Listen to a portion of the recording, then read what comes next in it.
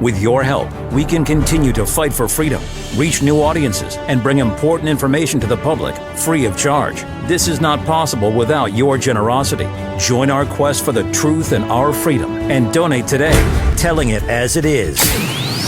This is today's News Talk, The World Today.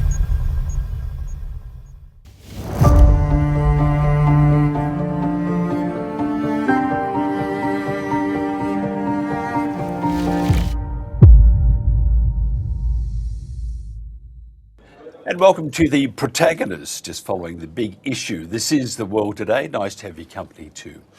On the 15th of December, the European Council adopted sanctions against 12 additional individuals and 2 entities for foreign information manipulation and interference, FIMI, F-I-M-I, and malicious cyber activities against the EU and its member states and partners. The Council listed notable foreign policy analysts embedded in institutions, think tanks, terrible places they are, universities. They're all closely linked to or affiliated with the Kremlin's policy and messaging apparatus, and influencers promoting pro-Russian propaganda and conspiracy theories on Russia's invasion of Ukraine, as well as anti-Ukraine and anti-NATO narratives. Some of these are former Western European former military or police officers. Now, the Council imposed other sanctions. The Council statement said restrictive measures now apply to a total of 59 individuals and 17 entities. Those listed as subject to an asset freeze, and EU citizens and companies are forbidden from making funds, financial assets, or economic resources available to them.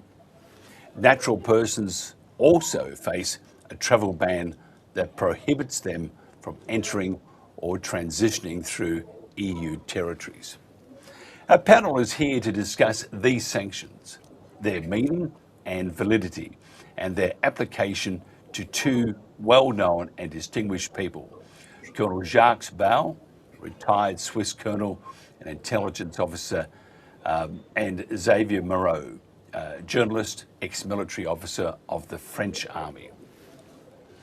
Are we witnessing, as Professor Alfred de Sayers believes, a civilization collapse? The EU is sanctioning Baud for publishing books and articles expressing views on the Ukraine war contrary to those of the NATO leadership, or is this just blind panic? Where to from here for Europe? Our guests are Professor Alfred de Sayers, Professor of International Law, and Dr. John Loughlin, Forum of Democracy International. We did have another guest come on, Paul Thacker, but we can't seem to get hold of him. Hopefully he'll pop in at his convenience. First of all, my question, are we witnessing, as Professor de Sayers says, are we witnessing a civilization collapse? Professor Alfred de Sayers, would you like to lead, please? Good morning, first of all, from Geneva, and it is cloudy and misty in Geneva. Well, it's not a civilization collapse from today. I mean, this has a prehistory. It's already decades that the European Commission has morphed from what was a legitimate regional organization that promoted human rights, has promoted now a dictatorship, a one opinion union, where if you disagree with the narrative coming out from Brussels, you are targeted. There have been many other persons targeted who have suffered any number of indignities. What worries me is the dismantlement of the European Charter of Fundamental Rights. This is fundamentally incompatible with that charter. the violation of Article 19 of the Covenant on Civil and Political Rights that guarantees not only the right of freedom of opinion and expression, but the right of access to information. For instance, it's not just the right of Jacques Baud or Xavier Moreau to express themselves that is being violated here. It is my right, your right, to know what these people are saying. I know what people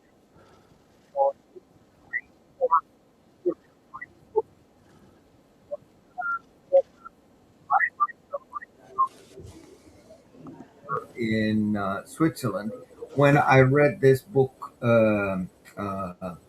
Gouverné par les fake news, which it's like every page, two-thirds text and one-third of footnotes. Everything that Jacques Baud says is well documented. And he uses 90% Western sources. Jacques Baud is not at all a propagandist. He's not an influencer. He's an intellectual. He's a scholar. And I admire him. I have had the honor of sharing panels with him on two or three occasions here in Geneva. And it is shocking how the Swiss government has not exercised diplomatic protection on behalf of its citizen who has been subjected to major violations of his human rights by the European Commission under false pretext. He's only been targeted because of his narrative, which does not coincide with the narrative of the NATO propagandists. And then you ask yourself if they can do this without due process. I mean, this is a dictate from the bureaucrats in Brussels. There's not been a court involved in finding that Jacques Baud has committed some sort of a crime. No, nothing at all. I mean, his assets are being frozen. He won't be able to enter the European Union or travel within the European Union, etc., etc. All sorts of indignities, violations of his right to privacy, etc. That an organ is imposing uh, without any uh, genuine explanation other than calumny. You know the Latin expression calumniare audactor semper aliquid. Herit, uh, be brazen in your defamation because always something is going to stick. And if you go into the Wikipedia article on Jacques Baud, you will say he is accused of being a conspiracy theorist. I assure you, he is not. He is a scholar and he examines point by point by point. He's one of the most rational people I know. And if they have targeted him, are they going to target John Mersheimer? Are they going to target Jeffrey Sachs? Are they going to target me, for instance? I mean, they don't stop at anything, these people. And it is not really, it's not even 1984. It's not only the Ministry of Truth and War is Peace and uh, slavery is freedom, etc., etc. It's not just Orwell. It is more in the line of Aldous Huxley and Brave New World. They have done this gradually, but they are dismantling civilization. They are dismantling centuries of enlightenment. They are dismantling Voltaire. They are dismantling achievements of the French Revolution and of philosophers. Take Immanuel Kant or take Baruch Spinoza or take Leibniz. I mean, it is really worrisome what is going on in Europe and even here in Switzerland.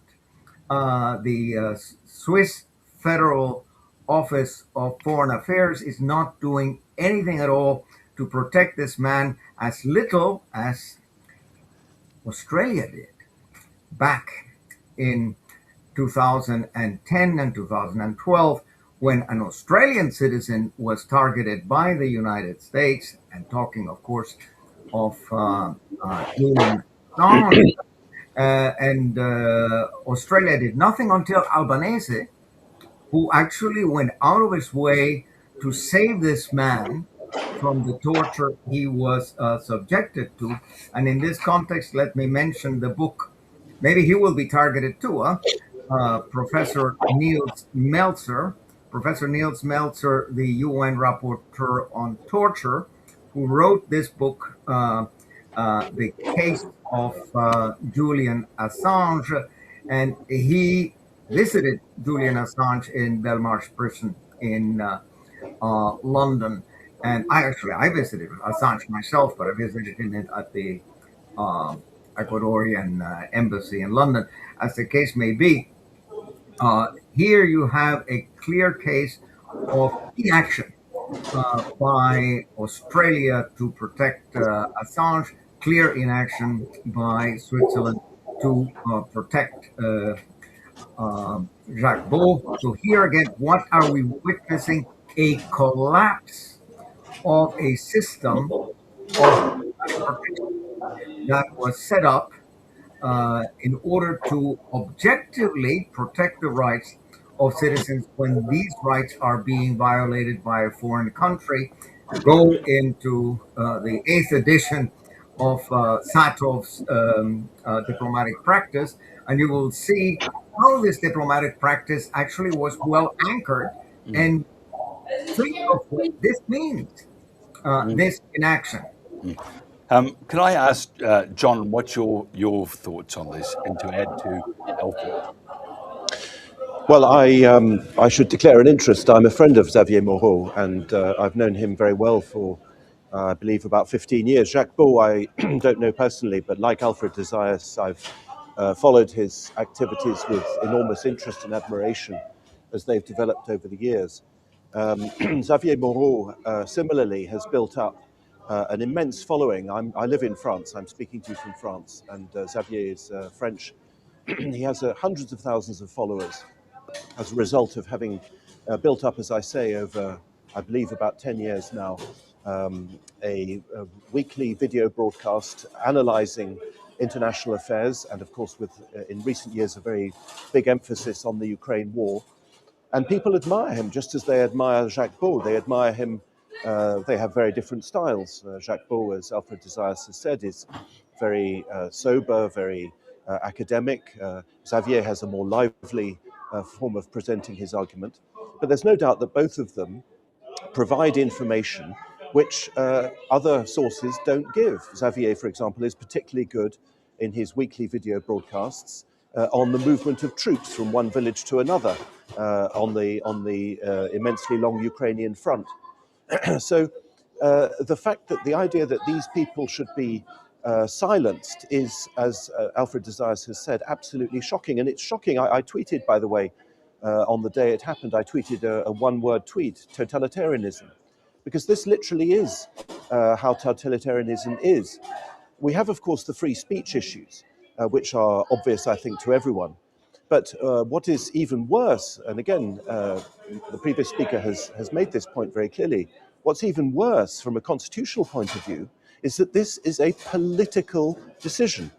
It's a decision taken by ministers in the European Council, ministers who should not, under any circumstances, political ministers are never, in the rule of law, allowed to decide sanctions, punishments on individuals. That's the very definition of the rule of law. And yet that is now the way the European Union functions. And by the way, Britain, as you can probably hear, I'm originally from Britain. Britain is in the same situation. This is nothing new, unfortunately. I think Xavier Moreau is the first European Union citizen, first citizen of European Union member state to be sanctioned. But ever since 2014, there have been hundreds of Russians who've been sanctioned. And there have been British citizens as well who've been sanctioned for very similar reasons. They've had their bank accounts frozen, they've been forbidden to travel, and so on. So we're literally looking at the culmination now of at least 10 years of very, very toxic atmosphere in Europe, in the West generally, which regards any questioning of the official narrative as some form of treason. And this is extremely dangerous for civil liberties and the rule of law. None of the so-called offences which are formulated in the so-called legal instruments that are used to impose these sanctions are crimes or offences under criminal law. There has been no procedure. There has been no judicial review.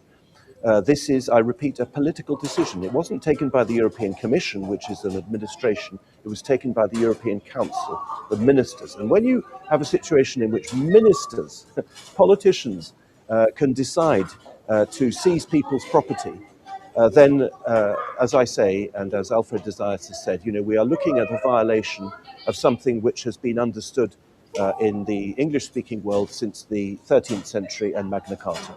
It's that fundamental. Alfred,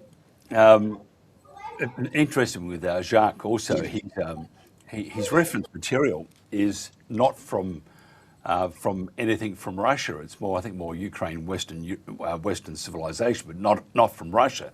And he has his opinions and his determinations using that information. So it's not propaganda by any stretch of the imagination. Tell me this, in your humble opinion, sir, is there anything left of academic freedom in Europe? Well, very little, and so little that I myself do not longer publish in German journals. I used to write in the German Yearbook of International Law and in the publications of the Max Planck Institute. I am a former senior the senior researcher of the Max Planck Institute for International Law in Heidelberg. And the problem is that particularly Germany has become extremely intolerant of views that depart from the narrative that comes out of Berlin. And whereas when I worked in the Max Planck Institute, it was an independent institute of scholars that put out analysis of international law that was not, shall we say, under the instructions of the government. Today, the Max Planck Institute and the German Society of International Law are in the service of Berlin. So they are essentially pens for hire. The government tells them, write me a legal brief justifying what we're doing. Make it in legalese appear like what we're doing in Berlin is compatible with international law, where it's actually promoting international law, when the situation is exactly the opposite.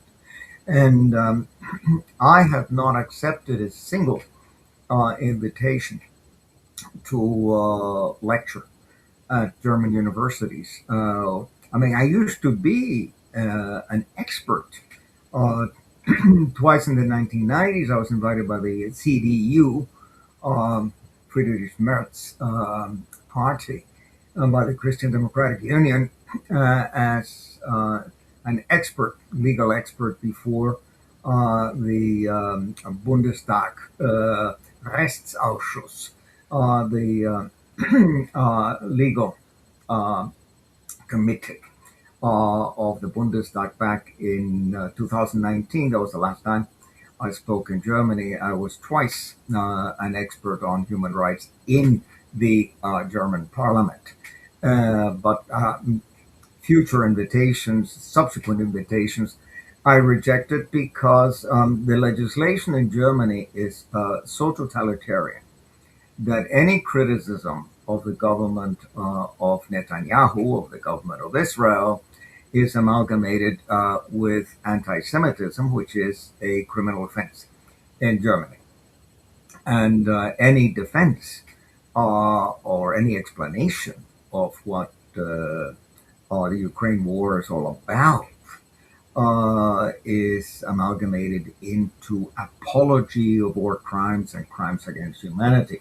So even though me being a lawyer, I can defend myself, etc., and I'm sure at the end of the day I would be acquitted, I have no time to waste with frivolous and vexatious litigation. So if a case is brought against me, I would have to defend myself. That'll cost me 50,000 euros, and it would make me waste a year of my time. One person who is pointing out these problems in Germany is another professor, a friend of mine. I've been also on panels with her. Is Professor Gabriele Krone-Schmalz, a very bright woman who speaks perfect Russian, etc. And this is a book she wrote recently, Russland verstehen, which means trying to understand Russia. That is a play on the expression in Germany, Putin verstehe, which is, of course, a curse word. You're not supposed to understand Putin. You're supposed to condemn Putin. There's no other way. This is another book by Gabriele Krone-Schmalz, Eiszeit, which means, the return of the very, very Cold War between Russia. Yes, we actually have a party. I think John has a party happening in the background or something, and we want to. Yeah, I'm sorry. I've tried to move to a quieter place, and a couple of, I think they're about 7 or 8 years old boys have started to play table football right next to me. So Correct. At least they're doing something useful. Well, tell them, invite us next time. Yeah. Do you think, John, we're heading back to the days of the Roman or the Spanish Inquisition? Yes, we are. I mean, what strikes me is the use of the word narrative. This is, by the way, in the official texts and in official statements. We had in London, for example, only the other day, the head of MI6 giving a long talk about security threats to the United Kingdom, and one of them is the so-called Russian narratives. I find this obsession with narratives particularly disturbing. To me, what it shows is that the Western governments who wish to suppress what they call alternative narratives, the use of the word narrative shows that they are only interested in narratives. Western governments increasingly devote massive effort, nearly all their effort, I would say, to controlling the narrative, to perpetuating illusions, to propagandizing. People like me and Alfred de Zayas and Xavier Moreau and Jacques Baud, we're not in the business of promoting narratives. We're not interested in narratives. We're interested in analysis, in criticism.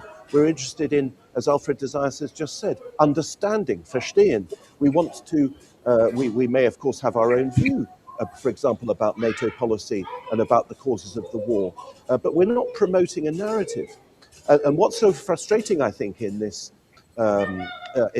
situation is that the very notion of truth, which surely it should be at the basis of all discussion, the search for truth, the search for understanding, that very notion of truth seems to be held in no regard by the people who are imposing these sorts of sanctions, because all they're trying to do is to present and to perpetuate their own illusions. You know, we had, just to give you an example of the kind of thing I'm talking about, we had in France last week or 10 days ago, the Ukrainian President Zelensky came to France and signed a deal, a so-called deal with Emmanuel Macron, the French president, to buy 100 Rafale fighter jets. Well, France doesn't have 100 Rafale fighter jets. It takes years to produce that number of jets, and they don't have them. The order books are full for the French Air Force and for other countries. And Ukraine doesn't have the money. So the person selling doesn't have the thing he's trying to sell or saying he's selling, and the person buying doesn't have the money. In other words, this was a complete make-believe, this so-called purchase. And yet Zelensky went to Paris, there was a ceremony, they signed a document in the rain as it happened, and the whole thing was pure make-believe. And European policy, Western policy, and this probably, by the way, goes for Trump as well, although he's a bit more difficult to read. Western policy now for many years and decades, because this problem goes back at least a decade, this obsession with the narrative, this obsession with disinformation. It probably goes back to at least 2016, to the first Trump victory and to the Brexit vote. This has become the only thing that Western policy does these days, is to perpetuate illusions. And I'm afraid sooner or later, I think reality is going to come crashing in. But for the time being, our elites are, as I say, entirely devoting all their effort to creating and perpetuating illusions. Can you just tell me, John, what are the crimes of Xavier Moreau? Well, they're not crimes. Again, this is not a judicial document. One of the fundamental principles of criminal law, and indeed of the rule of law, nullum crimen sine lege, no crime without a law. There is no law. The principle that you can only punish somebody on the basis of a law is written into all the human rights documents. And indeed, of course, it's a very well-established principle of law. The alleged, I don't know what to call them, offences, misdemeanors, whatever you want to call them, they include, you've referred to them, disinformation, destabilization. The title of the 2024 Council decision, which is the basis for these sanctions, refers to destabilizing activities by Russia. So they include all kinds of totally undefined things like undermining the rule of law, undermining democracy. It's all a load of rubbish. None of these things are crimes. None of them are formulated as offences or crimes in the statute book. And I repeat, there's been no judicial procedure and, of course, no right of defence, no trial before these decisions have been taken. Yeah, it's interesting. We with the past days of TNT, which we've discovered had 140 million plus a year, which they hid from us, and the people we had on were such as John Mark Dugan, Baud, he was on. Jacques Baud was on as a guest many times with us, which has sort of put us back on the back foot. We do believe we have another investor on board now, so we're about to crank it up again. We've gone, we are blacklisted just about everywhere, just to make you feel good. It's John Mark Dugan, Mark, is one of the other people we haven't mentioned his name so far, but he was also listed in this latest round of sanctions. Tell us why he was sanctioned. I'm sorry, I don't know him. I've never heard of him before, so I can't really say anything about him. But I assume it's the same sort of thing. I understand he's an American who lives in Russia and who maybe takes the Russian point of view, but I can't comment. I don't know his work. Alfred, can you chip in there or not? No, I don't know him either, but I wanted to confirm much of what John has said and go back to this, shall we say, emblematic book by Noam Chomsky, Manufacturing Consent. We're supposed to be democracies. And of course, democracies function on the basis of majority rule, majority opinion, zeitgeist. And the narrative that John is talking about is intended to brainwash everybody. The idea is groupthink, that the entire population will go along with what the leaders say. Of course, that is more akin to a dictatorship. And Noam Chomsky, John Mersheimer, Jeffrey Sachs have been pointing out this very problem and what it entails for our democracy in the United States, which obviously also applies to the United Kingdom, to Australia, to Canada, to France, etc. Now, what can Jacques Baud do?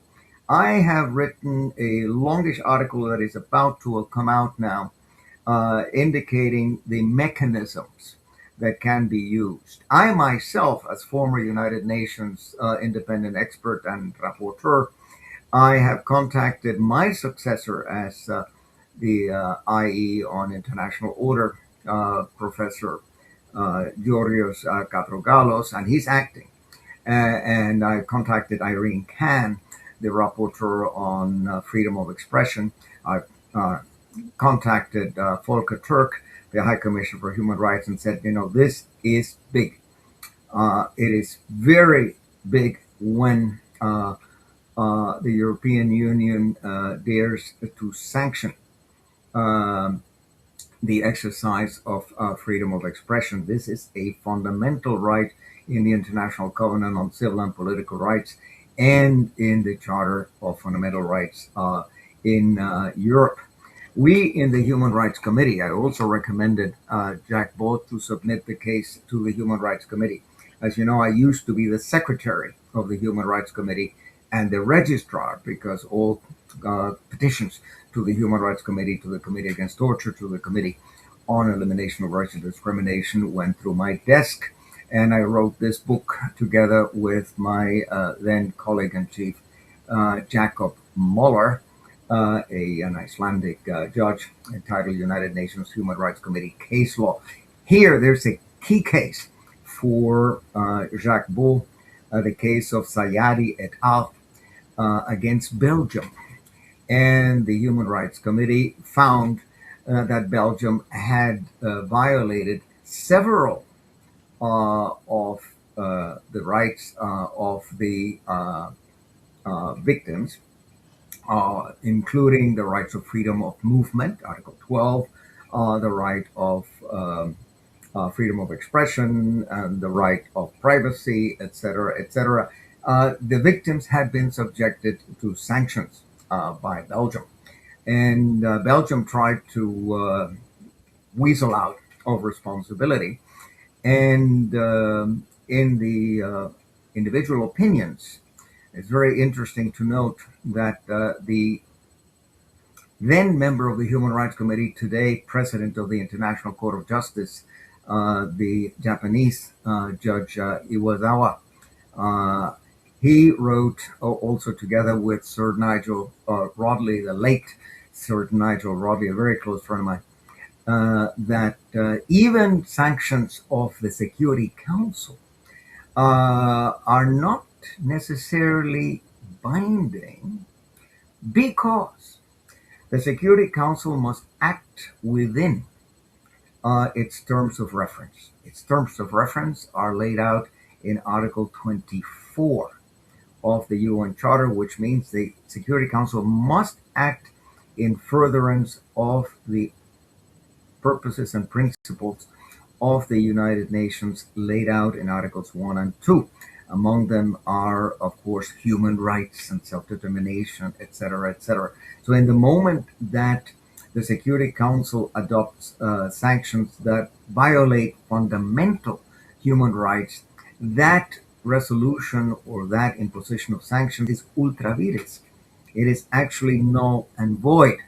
And it's quite interesting when someone like Sir Nigel Rodley writes that. Now, the Human Rights Committee issued a general comment on Article 17, Article 19 on freedom of expression.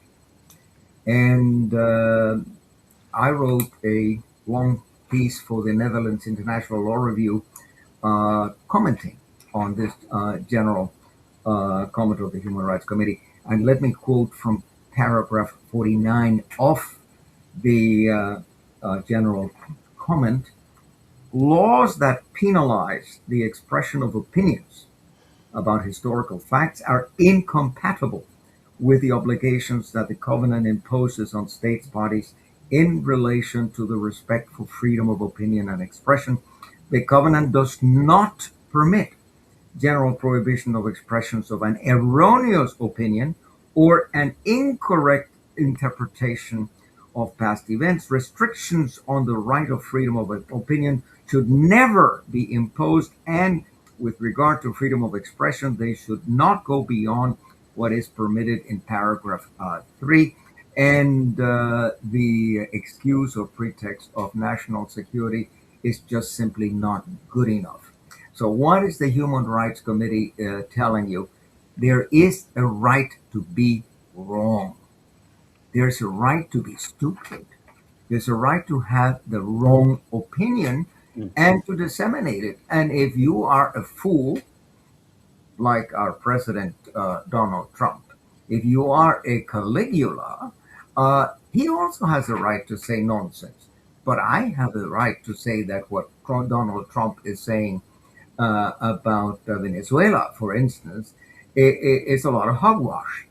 And he should not be penalized for saying that that is rubbish. John, would you like to add to that? Yeah, I'd like to add 2 points. Firstly, we can indeed discuss this in terms of rights, rights and wrongs, legal matters. We can also discuss it in broader cultural terms. I mentioned a moment ago 2016, which was the year when Trump was first elected and when the Brexit vote happened. And in the last days of the Obama presidency, before he left the White House, President Obama passed in 2016, in December, I think, a Foreign Propaganda Act, which set in place a large, well, it's a bill, it's an American act, American law, which ended up setting in place a huge industry destined to control disinformation.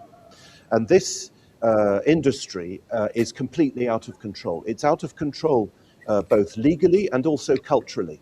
And when I say culturally, what I mean is that for, again, at least a decade now, across the collective West, issues of communication, propaganda, whatever you want to call it, have increasingly come under the remit of the military and of the security services. I mentioned Blaise Metrovelli, the head of MI6's speech the other day in London. The head of MI6 and other security officials should not be getting involved, in my opinion, in discussions about propaganda or communication. Communication should not be militarized. Opinions should not be militarized. If I have a wrong opinion or a bad opinion, this should not be regarded as a security threat. It's not a security threat. And yet, as I say, Western governments have drifted in this direction now for a very long time. I often say to my students, there was a debate on propaganda and disinformation in the European Parliament at least 10 years ago. And the person that spoke on behalf of the European Commission in that debate was the Security Commissioner, who, as it happens, was British. But his remit was to deal with security. Surely the person debating should have been the Directorate General of Communication. If somebody's losing a propaganda war, well, you better do better on your side. You don't regard it as a security matter. And yet this, as I say, has become a habit. We saw it also, by the way, in COVID. Again, if I take a British example, the British Army and its PSYOPs unit, Brigade 77, got heavily involved in fighting COVID disinformation. This is a very, very dangerous development. The other development is also about 10 years old. And again, Alfred has just referred to this indirectly. I, like he, was also very often in the media, in university contexts. I'm lucky to be a university lecturer still now in one of the very few free universities left in Europe. But I used to have quite a lot of exposure in the British media, on the BBC, on the other mainstream British medias, and of course in French and other media, German as well. But in the last decade, that has all dried up. And I listened recently with great interest to a man I'm sure you've all heard of, George Galloway, former British Member of Parliament, who, like me, was interrogated by counter-terrorism police in Gatwick Airport. I had the same experience as him a couple of years ago. Again, this is an example of this terrible drift that we're in. And George Galloway made a very interesting point, which resonated with me, because in my own modest level, I've had the same experience. He said, in 2003, when Britain and America were about to invade Iraq, this is George Galloway speaking, he said, I was on the television every night. He was a prominent critic of the Iraq War as it was being prepared and as it was launched. And he said, I was on the BBC every night. He said, I haven't been on the BBC for 10 years now. And this, now, why is this? Is this because there is an order that's come down from on high? Don't get George Galloway, don't get these Russian conspiracy theorists and propagandists. It may be that. Is it groupthink? Is it the herd mentality? Is it that the journalists fear for their jobs? Whatever the reason, it is surely a sign of severe degradation in the public debate that people who are critical of foreign policy matters are simply excluded from the media. Alfred, I just, and John, if you want to pop in also just to add your bit here, I often chuckle about the European Democracy Shield, the EDS. It's supposedly to protect democratic systems. I would probably argue, and I'm sure you would, that it does exactly the opposite. Indeed, indeed. But as John said, uh, other opinions are not welcome. Unerwünscht, as they say in Germany. And the problem is quite general in most European countries, certainly in the United States and Canada. When I was professor at the University of British Columbia, I gave many interviews. That's back in 2003, 2004.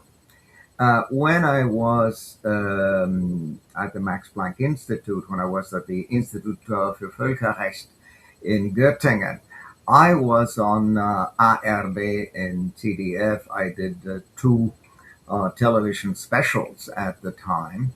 I used to write full-page articles for the Frankfurter Allgemeine Zeitung. I would write for Der Spiegel. I would write for Die Zeit. And today, not a single invitation, not a single interview.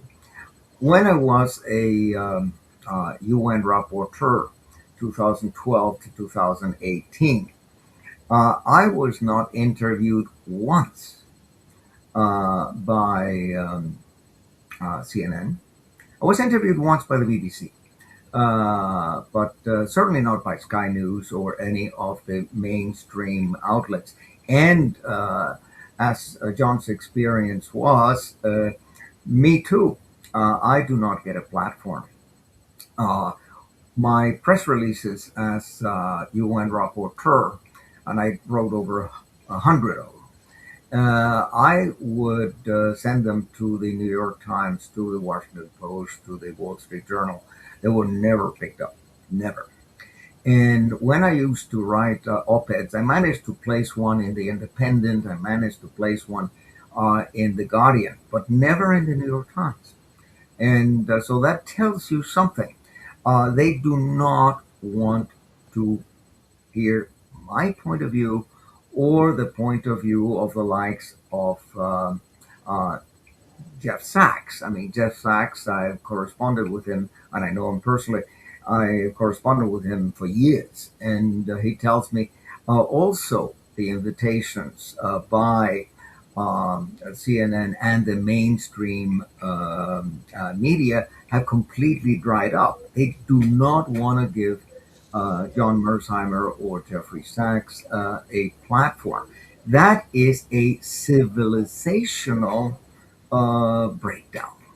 And it is regrettable because we would like to see ourselves as a democracy. We would like to see ourselves as liberal and as tolerant, but we're not. I mean, our governments and the mainstream media are not tolerant at all.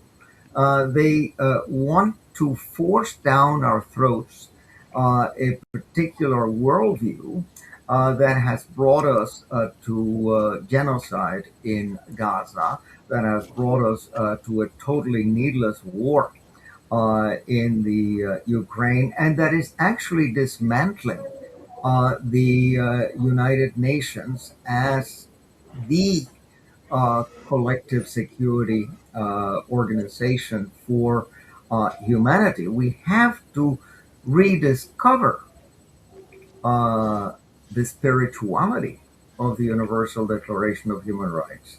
We have to rediscover the fundamentals of communal living and of living in peace with our neighbors. I mean, our neighbors are not automatically our enemies. We should not make enemies out of our neighbors. We should try to meet them halfway. We should try to develop a modus vivendi.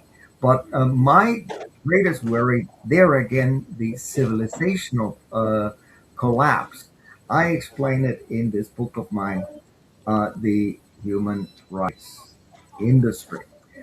And why the industry? Because it has become a business and because they are financed by lobbies, military industrial complex, etc., and they do the bidding of these lobbies. I mean, in a very real sense, the secretariats of the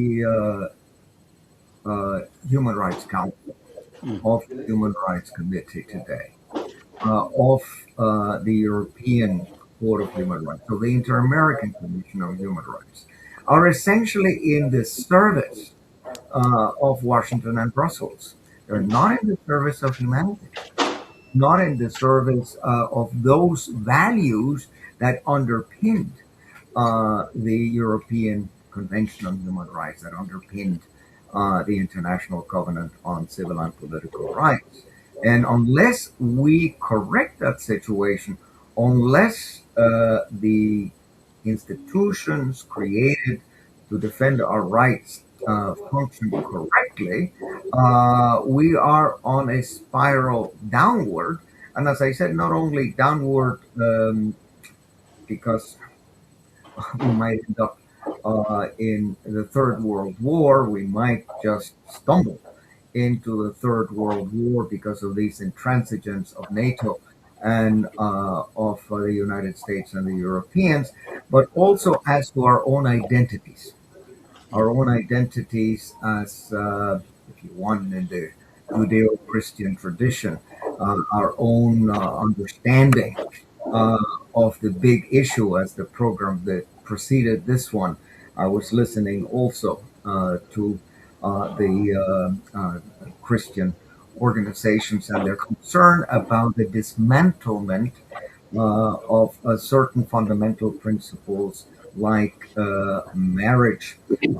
Way it is anchored in Article 17, 23, 24 of the International Covenant of Civil and Political Rights, and there's a positive obligation on the part of governments to ensure the stability of society through stable relationships between husband and wife and children, etc., etc.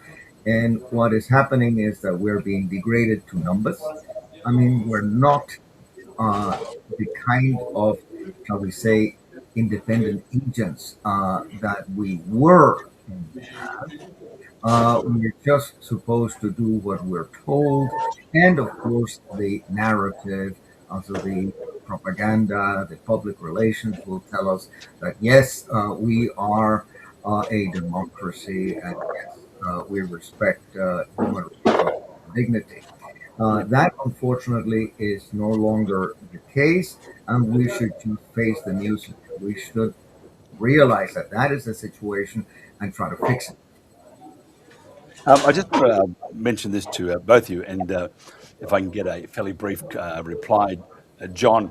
A couple of things. Surveillance measures passed Parliament last week applying to Berlin, allowing authorities to enter your home and activate spyware, which is magnificent, to say the least. And the European Commission's chat control plan, which would mandate mass scanning and other encryption breaking measures. Just quickly, your thoughts on those magnificent measures, in fact. And they Well, are, it's just, of course, it's more, it's, democracy. yeah, it's just more totalitarianism. I mean, the chat control thing is absolutely unbelievable. It hasn't been passed yet, but I'm sure it will be. We all know as well that the European Commission is trying to take, well, has imposed very substantial fines on X. And Yes. your viewers may not know this, but the French president in the run-up to the 2027 presidential election is determined to control social networks and to prevent young people from having access to social networks because he regards them as an enemy of democracy. So this is a very, very broad problem. And while I, of course, completely agree with Alfred about the civilizational collapse that this represents, I'd just like to, in conclusion, make one more point, which we perhaps haven't made yet. And that is that freedom of speech is a public good because it helps us to get to the truth. And in the specific case of the Ukraine war, the one message which Xavier Moreau has been communicating for the last 3 years since the invasion of February 2022 is that Russia cannot lose this war. That's his opinion. It's his opinion as a military analyst. He backs it up with all kinds of arguments about the number of men that Russia has, the number of shells that it's producing, the future possible mobilizations that there could be in Russia, the hypersonic missiles, the nuclear-powered missiles, and so on and so on and so on. And he builds up, and has built up over 3 years, a very substantial body of argument. I think Jacques Baud probably does the same thing, explaining the military reality on the ground. And you know, war is a great bringer in of reality. That is what happens in war. Reality breaks in. And what terrifies me about this attempt to control the narrative is very obviously that the governments, the European governments, who, as I've said, are engaged in nothing but make-believe, are determined, it seems, to hide not only from the public, but also perhaps even from themselves, this very frightening reality, which is that we, NATO and the Ukrainians, are facing military defeat. And that simple fact, if it is a fact, is something that should inspire policy, not make-believe and narrative, because this is a matter of life and death. And that's why I find this whole drift, as I say, towards totalitarianism absolutely unbearable to observe. Yeah, I totally agree with you. Just in winding up, because we are running out of time again, I just want to know, and I'll start off with Alfred, your views on the media land. Sorry, it's an awful question, but I'd like to know, and if you could just remain calm, the media landscape in Europe and the state of independent media. Well, I write for independent media. Here in Switzerland, I write regularly for Schweizer Standpunkt, for Zeitfragen, for Zeitgeschehen in Focus, and they're all very, shall we say, solid and scholarly and well-based, and certainly not propaganda. But we're not making the inroads that we hoped we would make. The Neue Zürcher Zeitung is completely mainstream, completely aligned with Brussels, completely aligned with the official narratives. And the Neue Zürcher Zeitung used to be a very good newspaper. But by today, it's a pamphlet. It is a political pamphlet. It is a disgrace. The same thing with the Frankfurter Allgemeine Zeitung in Germany. Even the Le Monde Diplomatique, where I also used to write on occasion. I mean, it has degraded. They have all degraded, and perhaps this book would help you understand what is going on. Permanent record by Edward Snowden. Of course, Edward Snowden is the whistleblower that let us know about the breach of privacy of all, not only politicians, etc., by the National Security Agency, but of average American citizens, and the fact how all this information is that used to intimidate. The chilling effect of all of these measures, including the Digital Services Act of the European Union that entered into force in 2022. I mean, we are in a critical situation. And the media, the mainstream media, is not helping. Thanks to you, thanks to another Australian, Caitlin Johnston. I mean, I read her in Substract and her analysis of Ukraine, of Gaza, of Venezuela are very much in point. But I don't know whether government ever listens to Caitlin Johnston. We have in the United States very perceptive analysts, including Larry Johnson, including Ray McGovern, and of course Colonel Douglas McGregor. And these people are making an impact through YouTube, through the internet, but they are not in the mainstream media. And I don't see their views reflected at all by the Trump administration or by the administrations of Mr. Starmer and Macron and Merz. Are we democracies? Of course not. Not at all. And we are democracies only in name. And this reminds me of Lewis Carroll and Alice in Wonderland and Through the Looking Glass and the wonderful exchange between Humpty Dumpty and Alice when Humpty Dumpty says, I can make words mean anything. And Alice says, but you can't do that. Of course I can if I have the power. And that is what government is doing to us. War is peace. Freedom is slavery. Ignorance is strength. We are back to a destruction of language, of concepts, and undermining of the epistemology of Western civilization. So I leave it at that. I have to say, if you wish to read about, because we do know a lot about the independent media within Europe. Her name is Dr. Ursula Edgington on Substack, and some great articles there about. I got a company called Oval Media. It went down.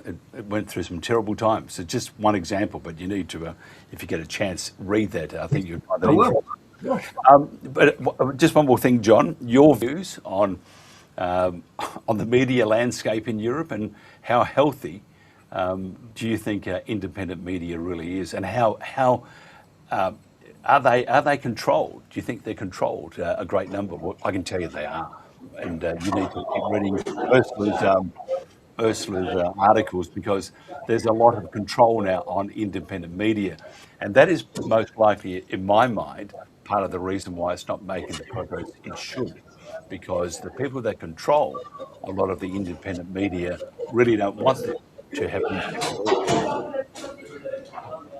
Yeah, that sounds possible to me. I mean, of course, not all the independent media are No. controlled, but that sounds quite right. I'm afraid I think that, as Alfred suggested in his quote from Alice in Wonderland, which is to be master, that ultimately that's the issue. It's an issue of power. Yes, I think public discussion, free discussion is an absolutely essential good. But I'm skeptical about the real power of the people. I think it's elites that decide, it's states that decide. Our states collectively have been on a downward spiral now for a long time. I've mentioned it twice already, but I encourage people to read Blaise Metrovelli's speech, the head of MI6. It's just a load of rubbish. It's a word salad. And you realize that in our systems today, in all our collective West governments, only the worst people get to the top. Only mediocre people get to the top. The system generates mediocrity, like Brezhnevite socialism. It attracts mediocre people, and mediocre people flourish in it. And the reason why I'm skeptical about the actual political power of independent media is that when you go to an independent media, you are, as it were, being proactive. You go to the internet, you look things up, you are your intellectual posture is one of searching for the truth. When you come back home after a day at work and you switch on the television and sit down on the sofa and have a glass of beer or a glass of wine, You are in a passive mode. And that is why the mainstream media, unfortunately, because despite their great decline, these big media, particularly of course television, still reach millions, tens, hundreds of millions of people. You are in fact in a passive mode. You are ready to believe anything. As Alice in Wonderland said, I can believe six different impossible things before breakfast. You are ready to believe anything. You are ready. You are happy, in fact, ultimately, or at least complicit in this terrible cognitive dissonance from which our societies suffer. And we've seen it again and again, whether it's about the war, Gaza, Ukraine, COVID, whatever. And that is why, unfortunately, I think it's inevitable. I'm not trying to be rude, but it's inevitable that only a minority of people will have the intellectual curiosity and the proactive attitude that I've referred to go online and look things up and think for themselves and so on.